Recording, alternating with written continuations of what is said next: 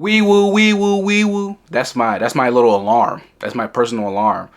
When you guys hear that, then you know the trade happened. And not just like a little itty bitty trade, a big massive trade. That's what happened today. I was gonna give you a video on the Indiana Pacers and Oklahoma City Thunder finals.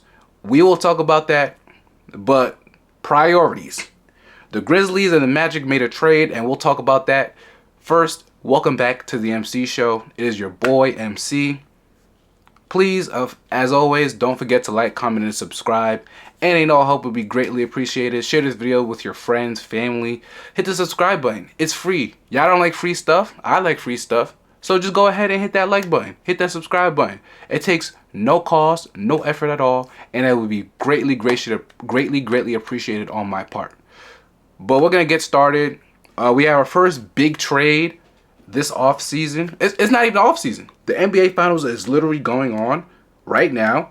The game is tomorrow. The Game 5 is tomorrow. Of course, we will talk about that. I'm gonna touch on that just a little bit. But this video is mainly going to be focused on the Grizzlies and the Magic. The Grizzlies receive Kentavious Caldwell-Pope, Cole Anthony, 4 first-round picks, unprotected. The picks are the 2025, this year's Orlando Magic pick, that's 16.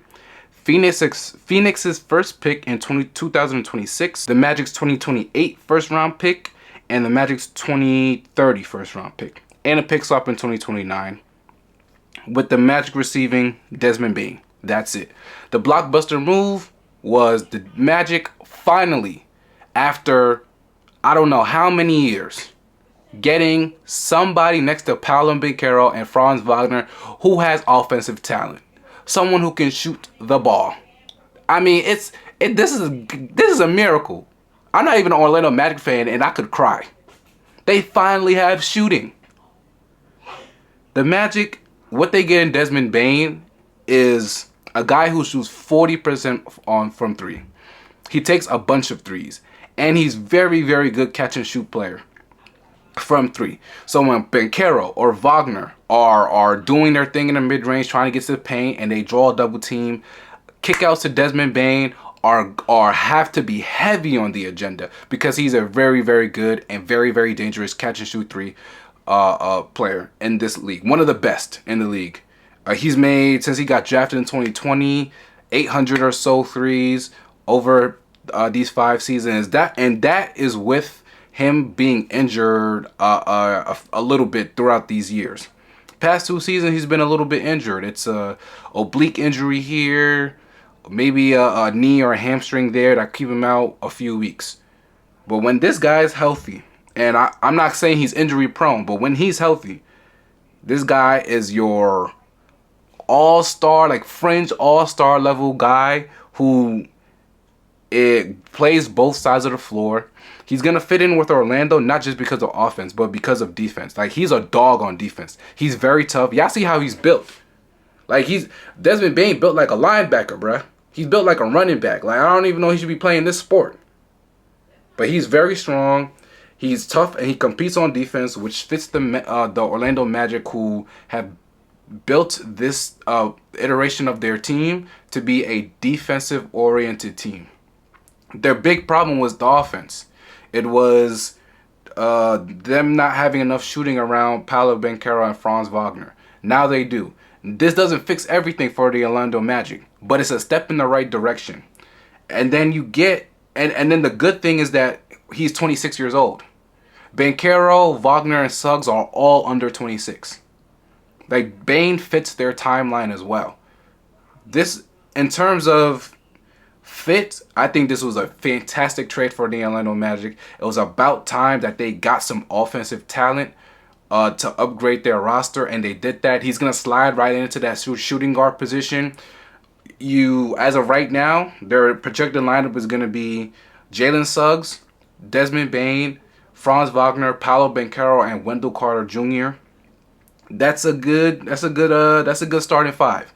That's a good starting 5. You got 3 players who are wonderful on offense. Banchero, Bane, and Franz Wagner, and then you get Jalen Suggs, Wendell Carter. Literally every single person on their lineup are not horrible defenders. Like this is a win, a W trade for the Orlando Magic. The big thing is that they traded 4 firsts to the Memphis Grizzlies, who will now switch to. They get KCP, they get Cole Anthony, they get 4 firsts. Very first thought once I saw what the Memphis Grizzlies got from the Orlando Magic was, are they going after Kevin Durant? Are they going after Kevin Durant? If you've been following the news the past few days, you've heard that the 3 teams in the lead for Kevin Durant that are closest to getting Kevin Durant are the Houston Rockets, the Minnesota Timberwolves, and the Miami Heat. But that doesn't necessarily mean that other teams aren't lurking to see if they can get into the Kevin Durant sweepstakes. I think this might put them in the Kevin Durant sweepstakes because they have one of Phoenix's first round draft picks. Phoenix doesn't have any of their draft capital because they sent it when they got Kevin Durant in the first place from Brooklyn. Matt Ishbia got there and was like, you know what, F them picks, and he got all their picks went out the door, and now they're struggling to even make trades because they don't have picks. Now, if they can make a trade, they can get off Kevin Durant, because we all know Kevin Durant's getting traded. If we can get off Kevin Durant and get one of their picks back, then it becomes really valuable. I mean, I see it. I don't know if you guys see it. I see it. That was my very first thought. I know some people had some other thoughts we'll get into, but that was my thing. Are they going to try to get Kevin Durant and pair Jaren Jackson Jr. and Ja Morant, who we'll get to in a little bit? Are they going to pair those 3 guys in order to try to compete in this very, very, very, very tough Western Conference? That intrigues me. For KCP, 2-year, $43 million deal. I believe Cole Anthony has 2 for $26 left on his contract. Not high level, not a lot of rich contracts. Very easy, obviously easily movable. KCP is coming off a really, really bad season in Orlando. If you watched him, he did not shoot the ball well. That he was there to be 3-and-D. The defense was there. The 3 was not there. He did not shoot well from 3 last season. Could he help the Memphis Grizzlies? Absolutely, if they're still trying to compete. Cole Anthony off the bench, he's athletic. He can score. He might give you a 20 points, 8 assists game off the bench. But he's more of a throw-in. I'm pretty sure they were done and ready to get off Cole Anthony. So they included him in this deal. But the biggest thing for me is not even those 2 guys, even though they were included. It was the picks, and it's now what are the Memphis Grizzlies going to do in the future? Ja Morant has 3 years left on his contract. $39 million, $42 million, $44 in the last year. Jaren Jackson Jr. is basically on an expiring contract once the new league year comes around on July. He has $23 million left. He's eligible for a 4-year, $174 million contract extension. If he made All-NBA, y'all want to know what he would have made? If Jaren Jackson Jr. made All-NBA this past season, he would have been eligible for a 5-year, $345 million extension.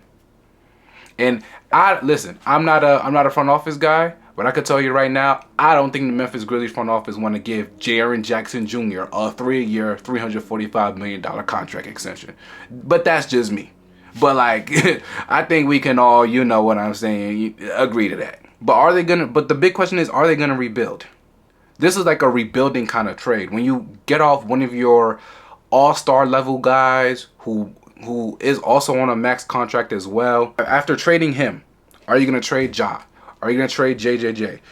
Memphis, a few years ago, you would have thought, man, this core of JJJ, Morant, and Bane would have been together for years and compete in the West and make deep playoff runs. But the past couple seasons, due to injuries and Ja Morant suspensions, they just... they've dived. They took a real big dive. Maybe the Memphis Grizzlies front office is looking at this team and thinking, maybe this team just isn't it. Maybe we have to restart. Maybe we have to do this all over. I'm not I'm not sure that's the right move. Me specifically, I don't know. Giving up on two 20-year-olds who are all stars and in their primes is the right move. But I understand because they fired Taylor Jenkins months ago. Now they're trading now they're trading Desmond Bain. Do they want to commit long term to Jaren Jackson Jr.? All of these are questions that now are sort of at the forefront when you think about the Memphis Grizzlies due to this trade. Do they want to give him Jaren Jackson Jr. that $4 million, $174 million, 4 years, $174 million contract extension? Do they want to give Ja Morant that not give, but do they want to pay Ja Morant 39, 42, 44 million the next 3 seasons? Do they still believe in those two guys? It remains to be seen. But in terms of the draft capital, it could be good picks. Orlando's gonna be good the next few years.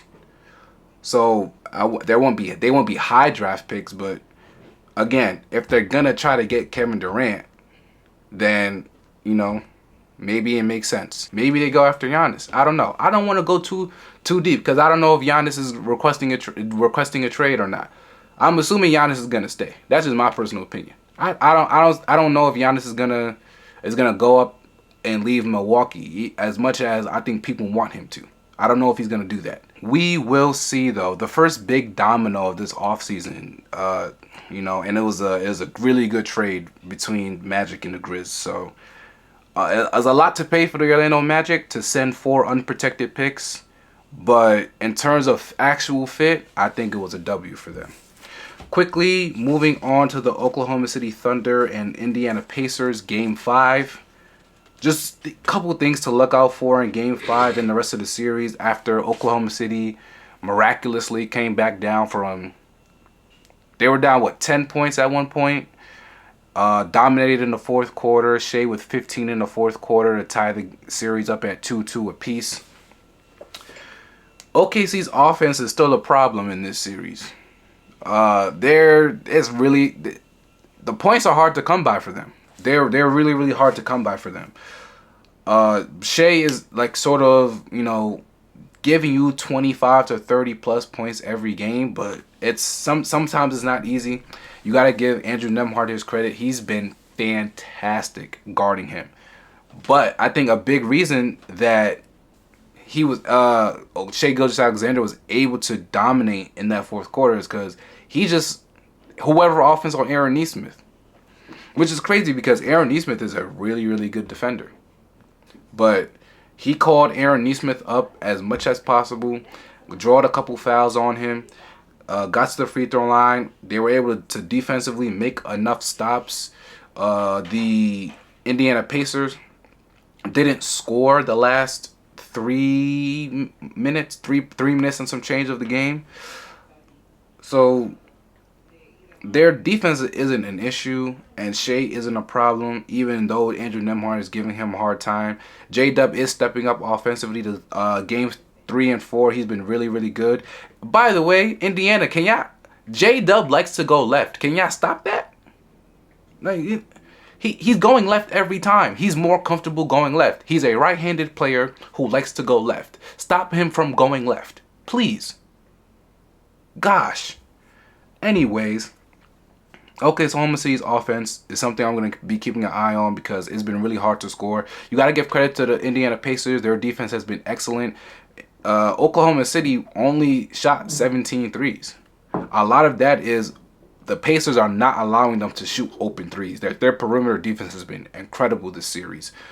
It's actually crazy that they were even able to get a W going 3 of 17 from 3-point range. But they did that because they're able to, get to the free throw line a lot, make a lot of their free throws, and be able to shut down Indiana's offense on the other side of the floor. But they're they started Hartenstein in game 4. I feel like Hartenstein hasn't been really effective this series. I feel like a lot of their offensive plays don't even include him. He's a really good passer. He's a really good hub. they're not really using him as a hub. I feel like a lot of their offense has been a lot of isolation, a lot of J-Dub isolation, a lot of Chet, you know, driving kicks or whatever. Like it gotta be, they gotta be a little bit more stuff to their offense, a little bit more fluidity and creativity. For the Pacers, game 4, they're just a little too slow. When OKC lost to play slower, the Indiana Pacers want to play faster. When Indiana plays a little slow, they're not as effective. They have to play with a lot more pace. They got to push a lot more. Credit to Oklahoma City. They really slowed down their offense in the last few minutes of the game in game 4. But they have to play, Pacers have to play a little bit faster. They have to keep passing. I feel like they got a little too stagnant. It was like one pass and then Tyrese Halliburton dribbled the ball for 10 seconds. That's not the kind of player he is. He's not Shea. He's not Luka. He's not Jalen Brunson. He's not that kind of player to hold the ball for 10, 12 seconds and just dribble and ISO and try to do something with the basketball. So they got to keep passing the ball. They got to keep moving. They got to not foul as much. There's a lot of free throws for both. I mean, both teams shot over 30 free throws in the game. But Indiana, as good defensively as they have been, a lot of their mistakes in the fourth quarter were unnecessary fouls, undisciplined fouls on the Oklahoma City Thunder in the fourth quarter. They can't be that undisciplined. For a team that I think is a pretty disciplined team, they just made a lot of mistakes in the fourth quarter. One big thing for me also is Miles Turner has been struggling a lot this series. He, especially the game 3 and game 4, I think he was like 3 for 11 and 2 for 10 in games 3 and 4 respectively. He has to be better. Like, they're giving him the pick and pop 3. They're giving him the pick and pop mid-range foul line 17, 18-foot jump shot. Like, he has to hit those. Obi Toppin, I would say, has been better than Miles Turner this series. Because Obi Toppin has been hitting his threes. He had another great game in game 4. He ended up finishing the game over Miles Turner because, again, Turner is struggling. But he's been giving up a lot of energy. He pushes the pace. He's hitting his threes. He's athletic, so he can get to the offensive glass a little bit. Like, Turner has to be able to do those things. Game 3, he was effective. Even though he didn't make a lot of shots, he was effective on defense. But if he's not going to be as effective on defense in game 3 like he was in game 3, then it's sort of like you can't even play him. But he's also really important for their team because of his pick-and-pop ability. Those are his shots. Like, they're open. They're leaving him open. They're giving him the shots. He has to be able to take and make them. And I feel like every time Turner shoots a 3 now, I just feel like it's not going in. He has to be able to hit those shots. It will really, really help their offense. It will really, really help open up in the space for Siakam, for example. Who was good in game 4. Siakam didn't really touch the ball the last few minutes of the game. Giving him more space to operate is always going to be good. So Turner has to hit his threes. He has to be better. This game 5 is gonna be interesting. It's gonna be incredible. You'll probably see this video in the morning of the finals. So make sure you guys watch these videos before the finals.